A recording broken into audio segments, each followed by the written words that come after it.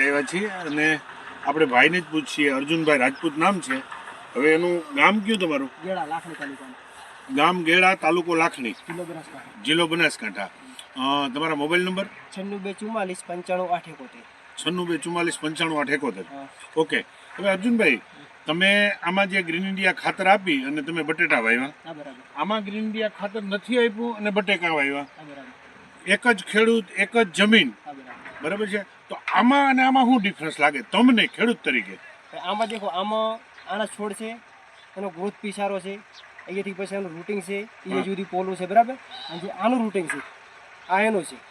આમાં કઈ green India ખાતર આપણે નથી વાપરેલું, બરાબર. એનું અહીંયાથી મૂળ છે ટાઈટ થઈ ગયું છે, એટલે ખોરાક લેવાની શક્યતા ઓછી છે, બરાબર. એનું હાઈટ હજી પણ નાની છે, એથી ગ્રોથિંગ કર્યું નથી.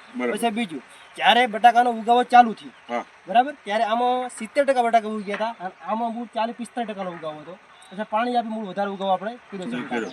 પણ જનરલ બીજું કે હજી આમાં તમે પાણી આપશો ને એટલે હજી જે બટેકું જમીનમાં હશે ને એ તમારે 100% બટેટા ઉગશે.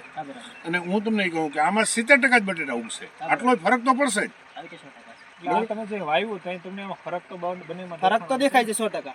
આમાં જે ગ્રીન ટી વાપરો છે ખાતર, બરાબર, એનો આ જે છોડ છે એ તંદુરસ્ત લાગે છે આપણે, કે જે ખોરાક લેવાની કેપેસિટી પાસે છે.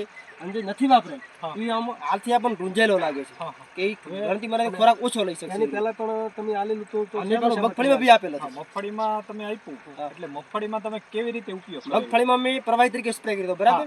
સુયાની 100% બેઠક વધી હતી, બરાબર. અંદરનું ખાતર છે, પાયાનું ખાતર મેં આપેલું નતું, એટલે મને રિઝલ્ટમાં ન દેખવા મળ્યું, બરાબર. છતાં મેં અહીંયા થોડા માટે અખતરો કર્યો હતો કે પેલો ખાડાવામાં કે કેવી રીતનું રહેશે. એમાં કોઈ ફોફા બહુ બેઠા હતા, પણ પછી એમ કે મારે શું કાઢવાની ઝડપ થઈ ગઈ ને એટલે મૂળ એનું રિઝલ્ટ આપણે ના લઈ શકીએ. હવે તો તમને આમાં નજરે રિઝલ્ટ દેખાવા માંડ્યું ને. આ તમે છોડની દ્રષ્ટિએ જો, પછી આની જે મૂળ છે, આના પાડું છે, એ જો તમે આના પ્રમાણમાં જો તો તમને આમ આઈડિયા આવે ને. ફેર પછી બેમાં જે તમે કહો, આ જે તમે ઓમાંથી ઉપાડ્યું, બરાબર, આ ગ્રીન ઇન્ડિયા આપણે નહીં વાપરવા, નથી નાખ્યું, એમાં તમે ઉપાડ્યું, અને આ તમે આમાંથી ઉપાડ્યું. હવે તો એક કામ કરો, હજી એક અમને ખેડૂત મિત્રોને ઉપાડીને એક દેખાડી દો, એકાદું ગમે તમને એવું લાગે કે આ છે ઉપાડવું, એ ઉપાડીને અમને બતાવી.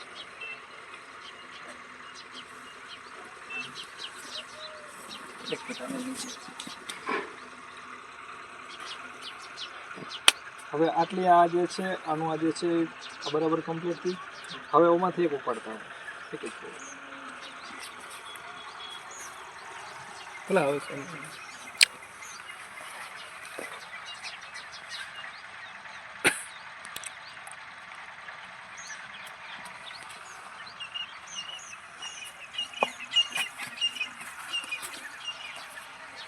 જે આ ડાળી છે એનું કડક છે મૂળ, અને જે છે આ પૂણો છે, આ પૂણી છે, આ કડક થઈ ગયું છે, ટૂંકમાં દબાઈને એવું થઈ ગયું. એટલે બે કમ્પેરિઝનમાં તમને એવું કહેવાનું થયું ને આમાં કે આમાં વધારે બેનિફિટ. આના પર તંતુ મૂળ છે ને, આ તંતુ મૂળ પણ આપણને નિરોગી લાગે છે. આ ટૂંકમાં આજે એવા નથી લાગતા, એવા નથી લાગતા. આ ખોરાક વધારે લઈ શકે, આ ખોરાક ઓછો લે. એટલે ટૂંકમાં આના મૂળિયાનો જે વિકાસ છે એ વધારે ગ્રો કરે છે, આમાં એટલો બધો ઊંડો નથી જતો. અને બીજા નંબરમાં કે જે જીવાત છે, આમાં તમે ખાતર વાવ્યું કે ભાઈ કોઈ જીવાત કે એવો એટેક આવેલો, કોઈ એટેક આવેલો નથી, કોઈ સ્પ્રે તમે કોઈ વાપર વસ્તુ આમાં કોઈ બધી વસ્તુનો આપણે પીરે બધી આવી હતી. માત્ર ગ્રીન ઇન્ડિયા બીજું કાંઈ નહીં. હાલો, ગ્રીન ઇન્ડિયા ખાતર વાપર્યું, તમને તો બહુ સારો બેનિફિટ મેળવ્યો છે. તમારું ખેડૂત મિત્રોને શું કહેવા માંગો છો આ ખાતર વિશે? મારું કેવું એવું છે કે ગ્રીન ઇન્ડિયા વાપરો બહુ સારું છે, અને બીજું પ્લસ ઓર્ગેનિક છે, એટલે મોટો ફાયદો આપણને રહે કે આપણી જમીન બચી શકે. આપણે જમીનની રાસાયણિક નાખી મારી નાખી છે, બરાબર. એ પાછી ઉપજાઉ થાય જમીન પાછી, અને ખેડૂતો માટે બેનિફિટ સારામાં સારું રહે કે ઓછા ખર્ચે વધુ ઉત્પાદન.